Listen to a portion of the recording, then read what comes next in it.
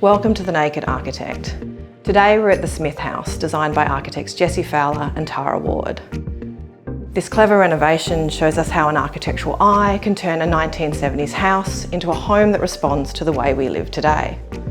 Here we'll be speaking with architect Jessie Fowler, builder Damien Collins and their client Liz, to hear about what it was like to work with an architect on the design and construction of this beautiful home.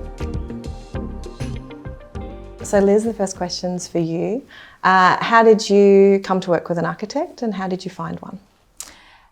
Well, when we bought the house, we knew that we wanted to do some work to it. We didn't want to live in it as it was. And I felt like the house was big enough to fit everything we needed in it, but I just couldn't work out how to do that. And so I thought the best shot I had was to use an architect to help work it all out. And then I asked around people I knew for recommendations and spoke to a few people. And when I chatted to Jessie, I just had a really great rapport and I felt like she kind of understood what I wanted out of the house. So. Oh, fantastic. Yeah. And Jessie, what do you usually do when you first sit down with a client? What do you take them through? Well, we do like to have, a pretty substantial chat off the bat with potential clients because you're sort of stuck with each other for quite a long time. I mean, we're back here sort of two, maybe even 3.5 years after we first met Liz now, filming this. So you're sort of in each other's lives for a really long time and you want to make sure you're sort of on the same wavelength, you've got the right vibe, you're all nice people, you're going to have fun working together.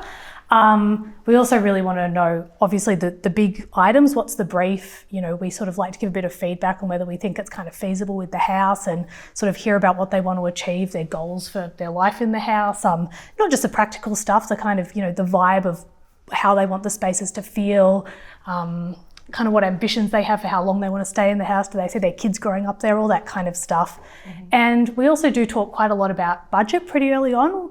Lots of clients don't really necessarily know what their budget is, but we like to get into the nitty-gritty pretty early and help to guide people or understand what they might be able to achieve, and we like to be really open and upfront about that.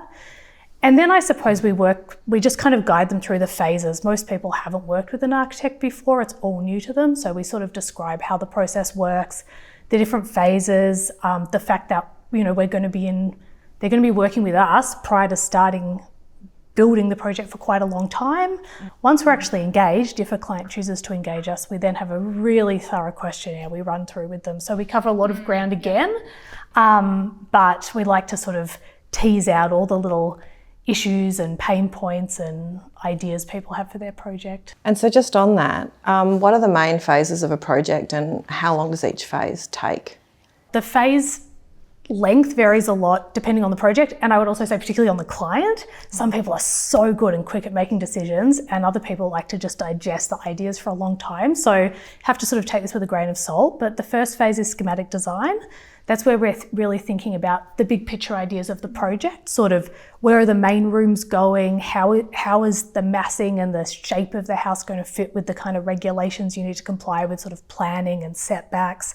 How's the light going to come in? How are we actually just going to get all the rooms in? The second phase for some projects is going to town planning. In this project, we didn't need to go to town planning, but for lots of projects, that is a pretty substantial phase. And we also make sure in that kind of timeframe of the project, we go out and get some preliminary pricing on the project so clients can help guide the decisions they make about the interiors and all the finer details as we move through the next phases. Then we hit design development, where we're talking about a lot of the more detailed elements of the projects, a lot of the interior decisions. As architects, we're working in the background on how are the gutters falling, where are the downpipes going? We sort of get really into the nitty gritty, but that's a phase where the clients are very heavily involved in a lot of the I feel like that's the fun decisions. bit as a client, looking at the Tiles. coloured tiles and things like that, yeah. So yeah, that's really hands-on and it's a lot of fun. Then we move into documentation, where we basically take all the information we've gathered from the client, and also we've been working with a lot of consultants in the background, a structural engineer, potentially an energy rater, the building surveyor. So we're taking all the information we've got from them, from the client, and we kind of just draw it all up. And we have a final package which is ready to go out to either a single builder or multiple builders to get priced. Mm-hmm. All the stuff with us takes at a minimum about a year. And Liz, what were your aspirations for the house and how did you develop your brief? I spent a lot of time on my brief, quizzing myself about what were my essentials, like what were deal breakers, that kind of thing. We wanted to sort of lean into the 70s style of it. We really wanted to retain the brown brick facade, make it really functional, so have all the spaces like 2 living areas and bedrooms for everybody and a little study, things like that. But we wanted the finishings to kind of echo the 70s kind of vibe of the original house. And it very much feels like you've achieved it. Do you feel like you've achieved it? Yeah, absolutely. Yeah, I think another thing was the natural light, because the house originally was very dark. And that was something that I was a bit nervous about, being a south-facing house. And I feel like we've achieved that really well. So I'm really, really thrilled. Yeah. What are some of the main design moves that you made that give a nod to that heritage of the house? Well, I think the heritage of the house is probably reflected most fundamentally in the choice of materials. So the sort of shaggy pile carpet, the sunken lounge, bringing in all these kind of warm ambery tones that we sort of drew from the beautiful yellow glass at the front of the house and sort of tied in with the existing brown brick. A lot of the value of this project is about sort of what we chose not to do. So we added a very, very minimal extension to the house. In fact, sort of where this lower ceiling drops down, this bit is the extension. The rest of the house was all existing footprint.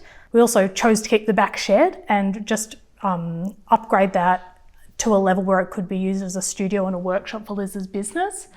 And then we did so little to the front of the house, particularly for budget reasons. We were able to maintain a whole lot of the rooms in their sort of exact original form. We chose not to, render or paint the house. We loved the brown brick and we just sort of added a few extra little nods to the heritage by sort of retiling the front porch, adding a new glazed front door with the same sort of yellow glass to bring a bit of light in.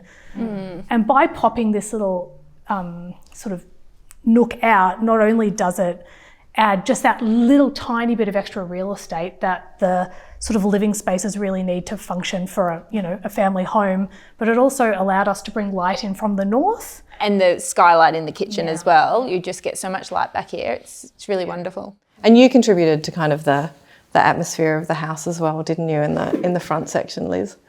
I did get very excited about the lighting, so I went on a bit of a mission on Marketplace and going to vintage shops to find the light fittings, and that was really satisfying actually, and very collaborative with Jessie. I was getting her opinion on everything, but now it's all finished. I feel really proud to have all the bits and pieces that I picked out all looking so nicely presented. Yeah, they're fantastic. It's really great for us to have a client who was so engaged and actually involved in that process. I feel like as an architect, you're often doing a lot of projects and it's easy to sometimes kind of use the same light fitting because it works really well and the light it casts is great and it's a good price point, but to have someone come in and bring all these new ideas and elements into the house, it means the project is filled with so much personality.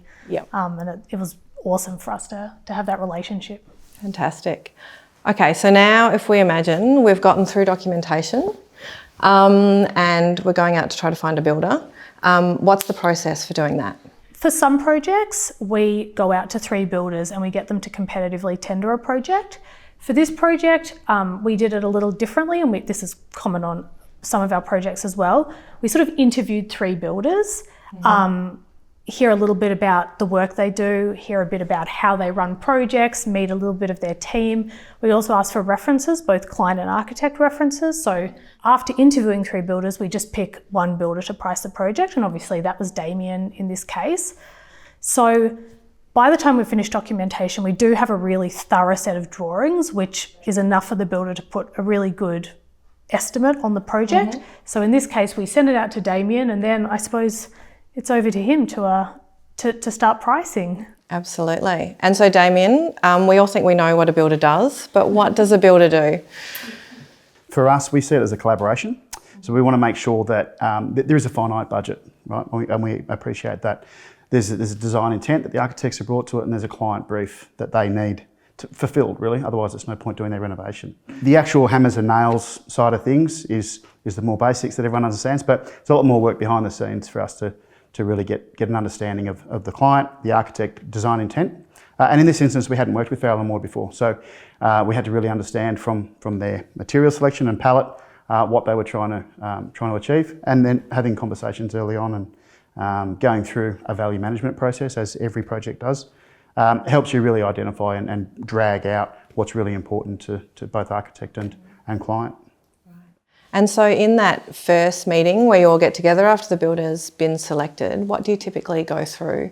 Some of the processes will be involved really, really early. So it's just a schematic design, and we'll do like a high level pricing to give a budget estimate for the project. And that then sort of talks to the client's budget and make sure that it's on track, and that we can then progress the design beyond that. Other times it's fully documented and it comes to us with everything, and we can price it exactly as it is. And we provide quite a detailed tender submission, which is sort of 7-8 pages of inclusions, exclusions, clarifications, assumptions, to make sure that we're on the same page. And then the trade breakdown that's got each trade item broken out, so the client can digest it and say, wow, I didn't think my joinery was going to be that much, or whatever it might be. Nearly every time.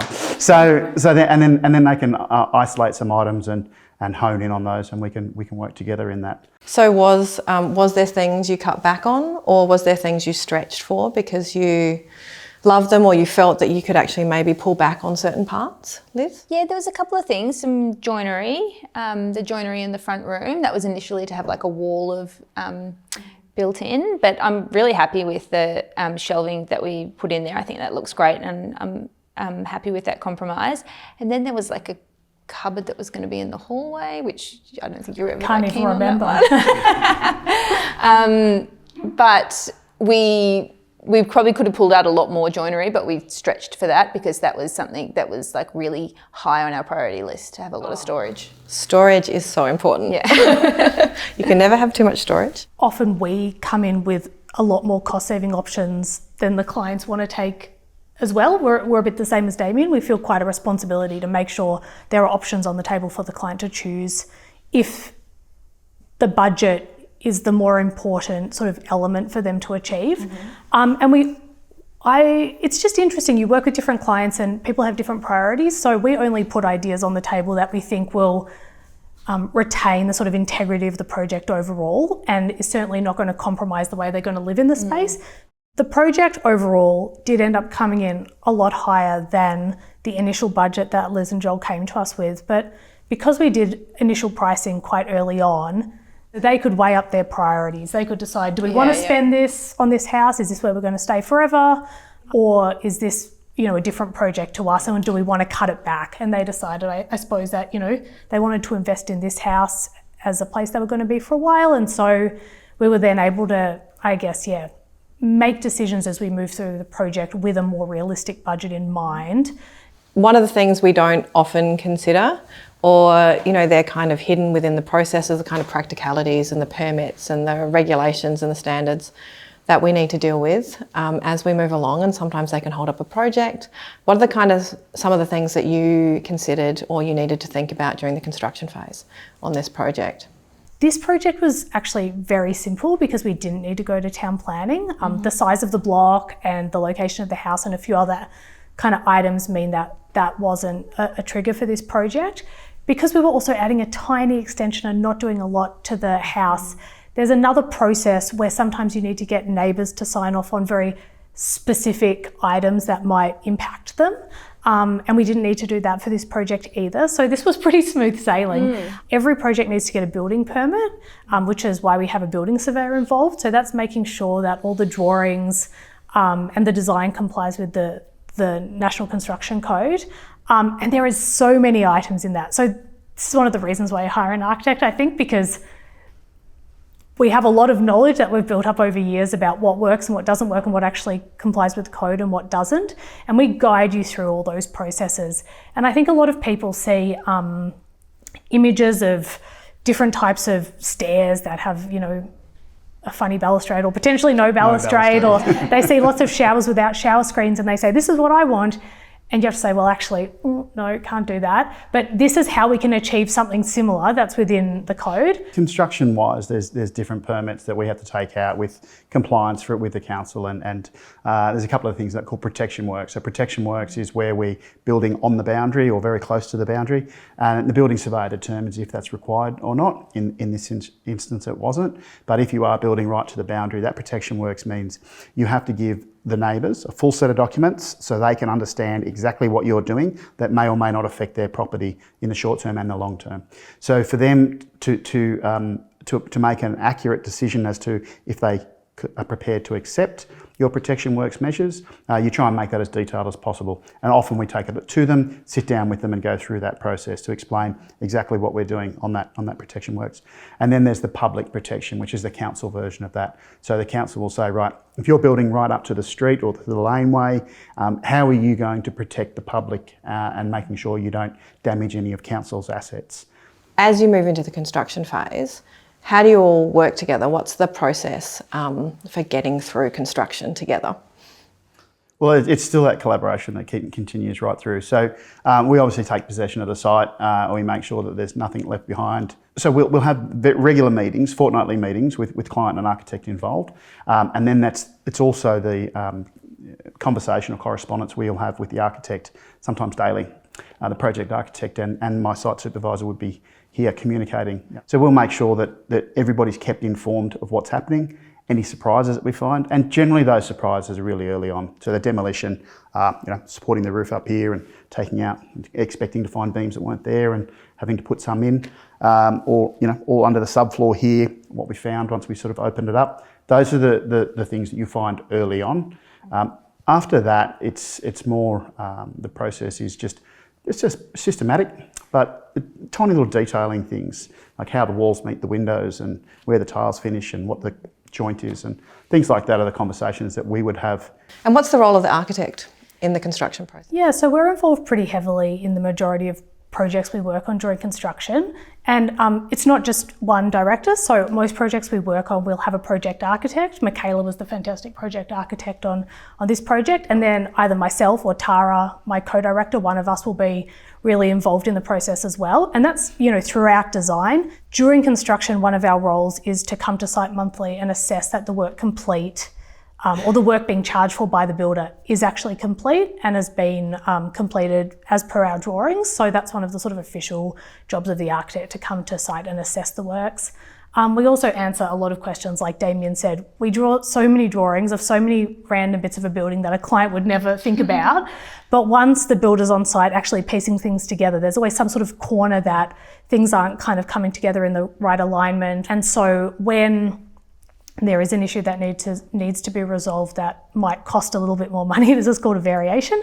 So one of the big jobs for an architect is to assess that variation and make sure that sort of the response to the problem is the right response, assess that the cost that the builder's put forward for it is sort of reasonable.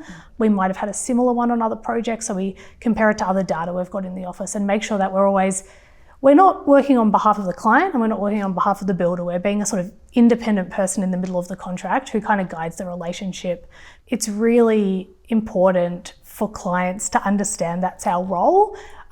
They've sort of employed us to do that, and a project runs a lot more smoothly when you are that kind of in-between person. Just having that person in between the clients, not sort of stand off, is this right, and second guessing. Engaging you guys to manage the build was the best decision we made. I just felt so comfortable that you guys knew what you were doing, and when you were talking about the angle of the skylight and how the tiles were going to hit it, I feel like that would take me 3 weeks to go and research that and maybe come up with a decision that I wasn't confident in, and you guys sorted it out in 2 minutes. And I was like, that's why we're paying for you guys to do that. Hopefully it was 2 minutes. It might have been an hour of discussion in the office. You could have gone back and emailed about it. But to me, it was presented as, this is not really a problem. We're going to work it out. Yeah. If we're involved in the conversation, we know how to manage it, and we can also make sure that we manage any cost implications for the client. And how long did the build take? It was about 11 months, I think. I think so. Yeah, look, if you're going to take off the back half of someone's house, rip out all the windows and do structural alterations, up to a year is a fair and reasonable amount. Mm-hmm. And were there any key, I suppose, challenges or delays on site? I think the main one was probably we had a bit of a delay on the windows, and we weren't next door, but I did kind of have a route to get the kids to school that came past the house, and there was that front window there that was like not in for a while, and that was a bit stressful, but we worked it out in the end. Yeah, look, we had a problem with a subcontractor on the windows, so which delayed it. And it does delay a project because without closing it up, without getting it watertight, you can't really continue too much internally. So we'll try and do as much as we can. We can't start putting in plaster or insulation if there's still rain and whatnot coming in. So there was another, I suppose, very typical sort of issue on this project, which is when Damien was pulling off the back of the house, we realised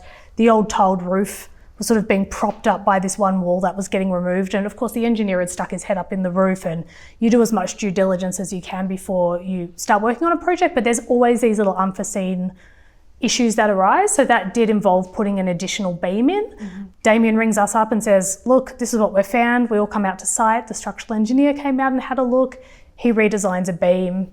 The builder puts together a variation for it. We assess it, and then, things keep rolling on. And it's so normal, and clients kind of going into a renovation process should, be ready for a few of these items. Yeah, absolutely. Yeah. We were prepared for there to be, I think what we came across was quite minimal, really. We always recommend clients have a 5% contingency. I think this is a recommendation of the Australian Institute of Architects, and most projects we find spend probably 3.5, potentially a little more if people add a lot of stuff in, but this project was only about 2%, I think.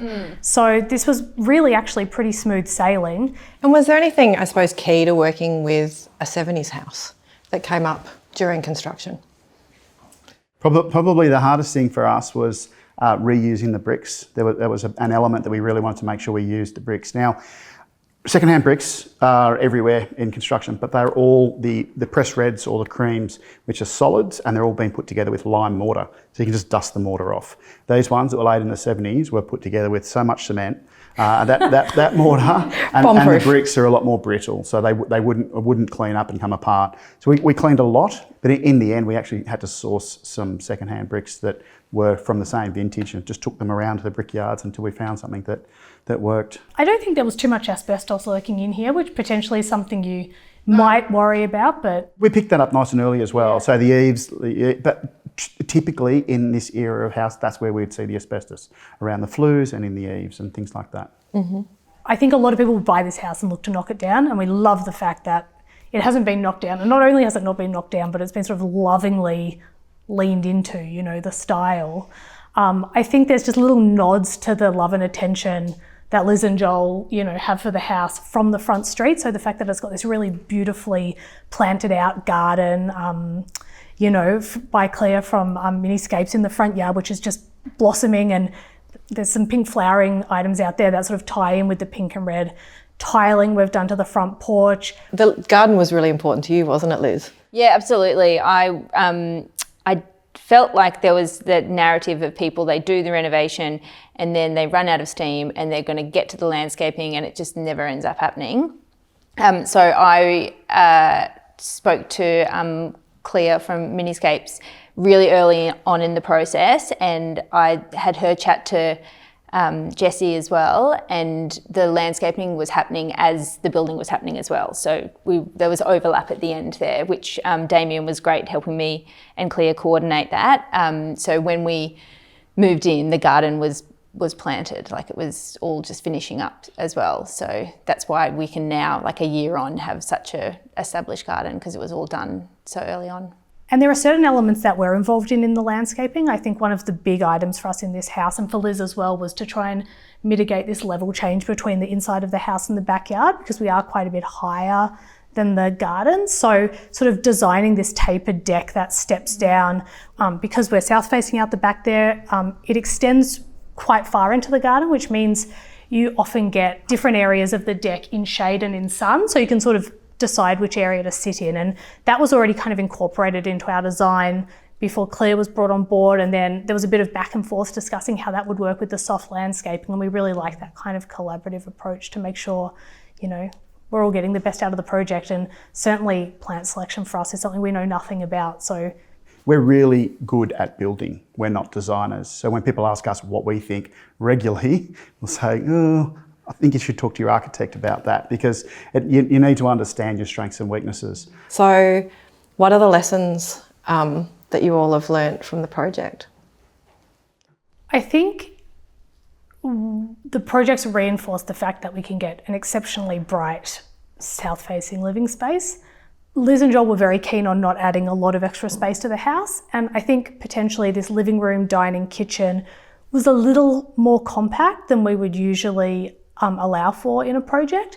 And I think once again, kind of rolling that out and realising that it does work really well, it's a nice little test for us. I think the fact that the living room is sunken really helps with that. It means that this space is sort of defined and you can push the couch back against the walls and it doesn't feel weird, whereas pushing the couch against the walls in a normal living space would feel kind of weird. So little tests like that where we get to try out something new and we realise it works really well means we've sort of got that in our memory bank.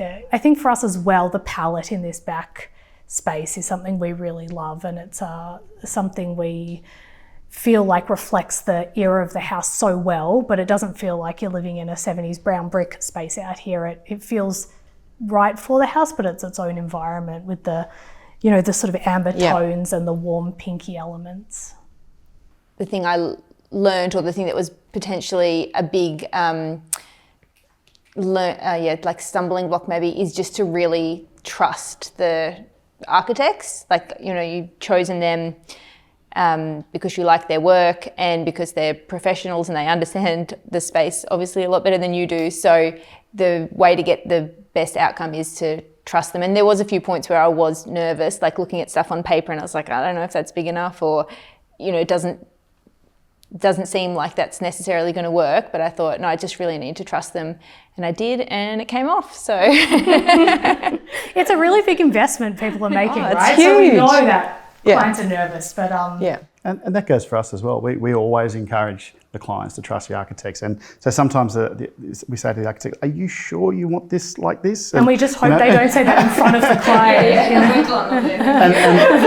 And they say, yes, that's right. And then we go, okay, we put it in, we build it at the end, we were, wow, how good does that look? You know, that, and this is the thing about, we're not creative, but, you know, most of us builders are just the you know, salt of the earth kind of guys that just want to get in and do the hard yards and build the beautiful homes that the architects have designed. Trusting that relationship is what we have to do. They trust us, we trust them. The clients are encouraged to trust us both. Absolutely. And so was there a highlight for you all of working on the project, or a favourite place or space that you've ended up with?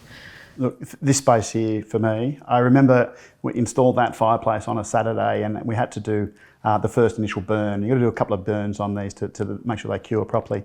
So sitting in front of that fireplace on a Saturday with a beer, making sure that fire was burning at the right temperature was really, really rewarding, and I really enjoyed it. And like, as a 70s kid, laying on this carpet, it was like, that's what I grew up with. And it was the TV, you know, it was perfect for us. I really enjoy this space.